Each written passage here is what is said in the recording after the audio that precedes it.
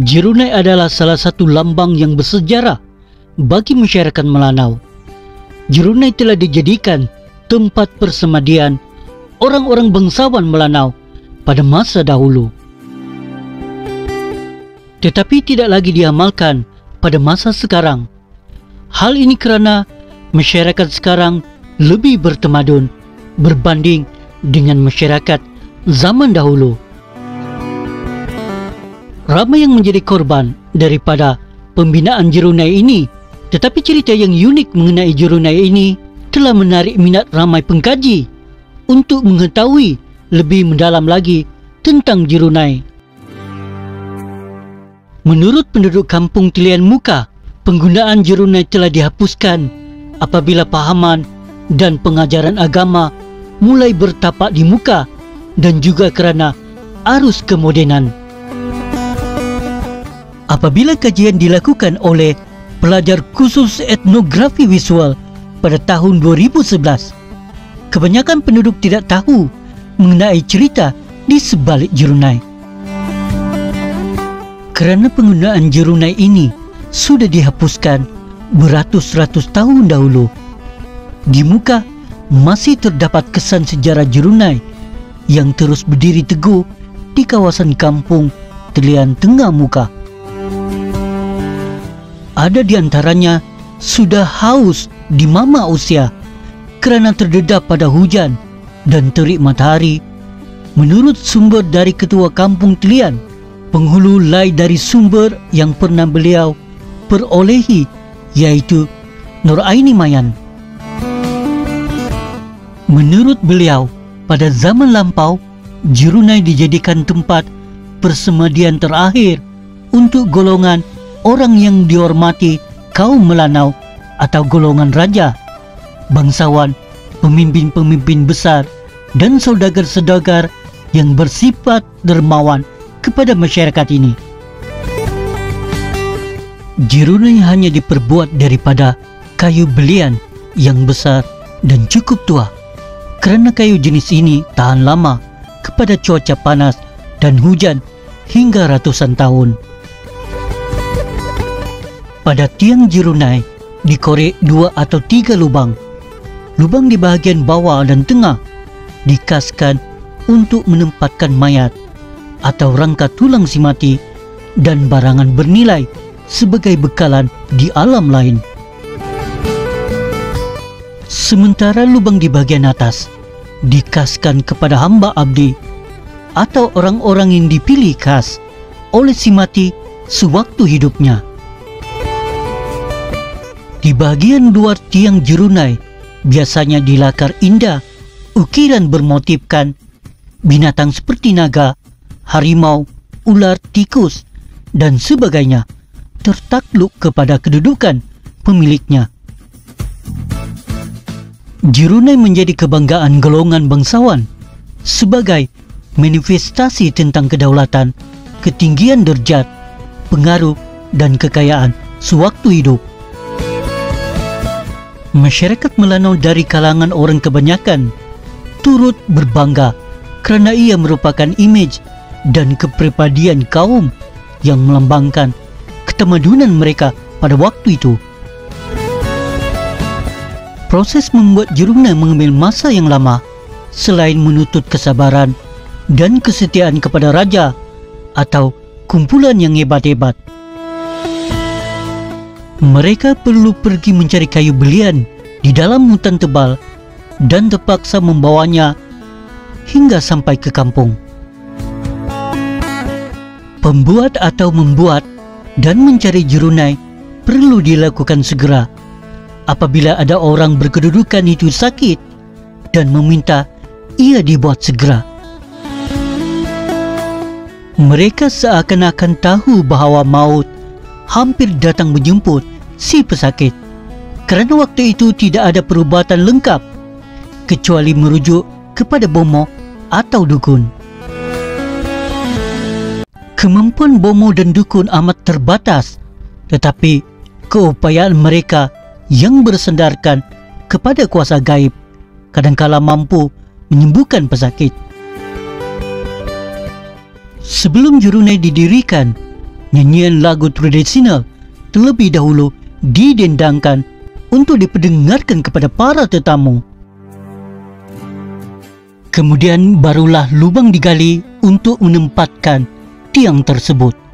Sebelum upacara menegakkan Jurunai dilakukan, para petugas terlebih dahulu menggali lubang sedalam 2 meter di tempat yang telah ditetapkan dan mengadakan upacara khas agar roh memberkati segala usaha mereka. Seorang hamba abdi perlu dihumban ke dalam lubang tempat Jurunai hendak dipacak. Pada ketika ini, suasana sayu menyelubungi keluarga diraja dan hamba abdi.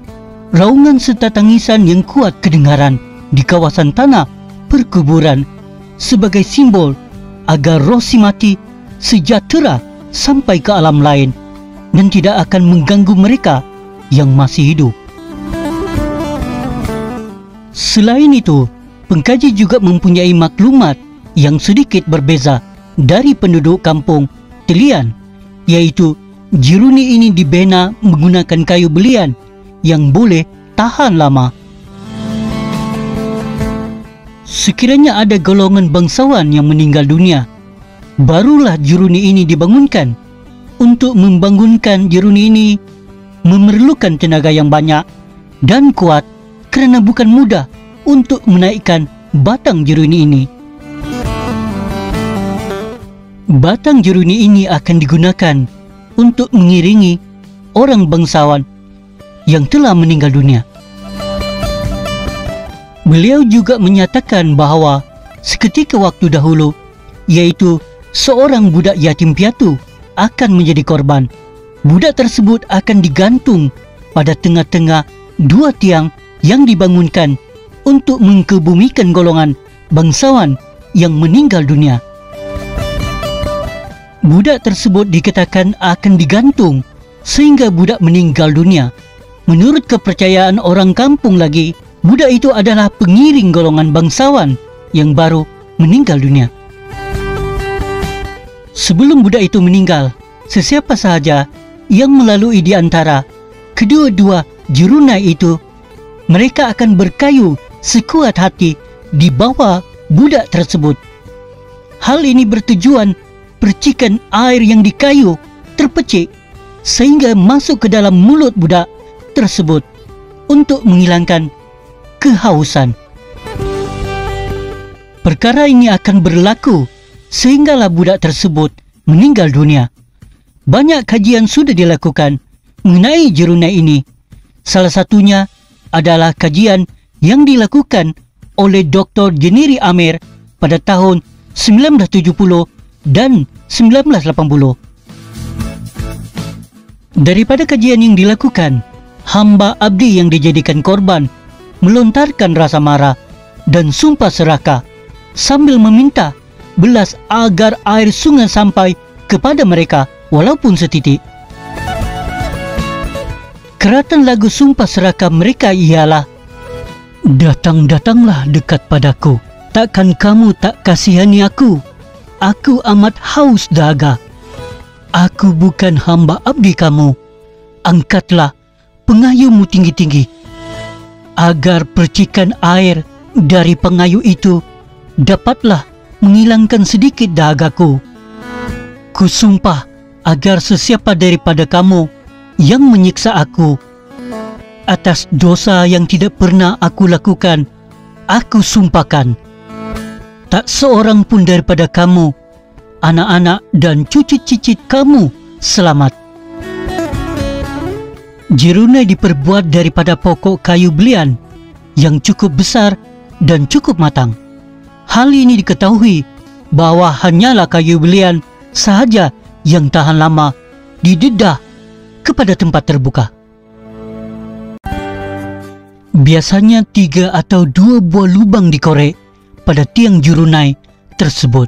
Pada lubang bawah dan tengah adalah untuk menempatkan mayat atau rangka tulang si mati dan alat kelengkapan seperti barang-barang bernilai sebagai bekalan pada dunia baru atau alam mati. Manakala lubang di atas biasanya dikaskan kepada hamba abdi atau orang-orang yang dipilih khas oleh si mati sewaktu hidupnya.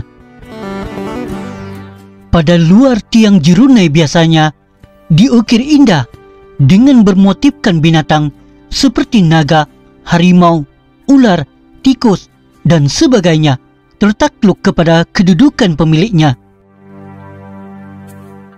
Begitu juga dengan ketinggian jurunai melambangkan kedudukan dan derajat pemiliknya. Selain itu, terdapat juga jurunai yang diukir dengan bermotifkan alam flora dan buah-buahan seperti nenas dan sebagainya. Kebiasaannya, ketinggian jurunai ialah dari 12 meter ke 15 meter.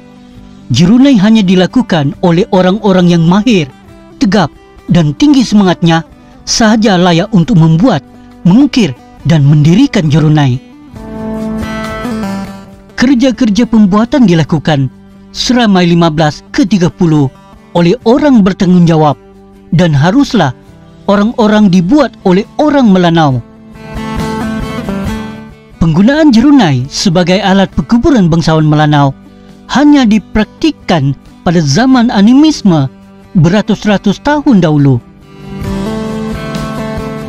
Jurunai adalah kebanggaan mereka sebagai manifestasi tentang kedaulatan, ketinggian derajat, pengaruh, dan kekayaan sewaktu hidupnya. Masyarakat Melanau biasa pun turut berbangga kerana itulah imej dan kepribadian kaum yang melambangkan ketamadunan mereka waktu itu. Seperti juga penganut agama atau kepercayaan lain bahawa akan ada alam lain sesudah mati. Proses membuat jurunai mengambil masa yang panjang selain menuntut kesabaran dan kesetiaan kepada raja atau kumpulan bangsawan Melanau. Mereka ke hutan rimba mencari belian.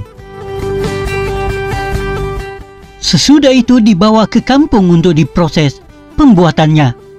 Pembuatan jurunai cuma akan dikenal pasti apabila orang berderajat itu sakit dan meminta agar jurunai segera dibuat.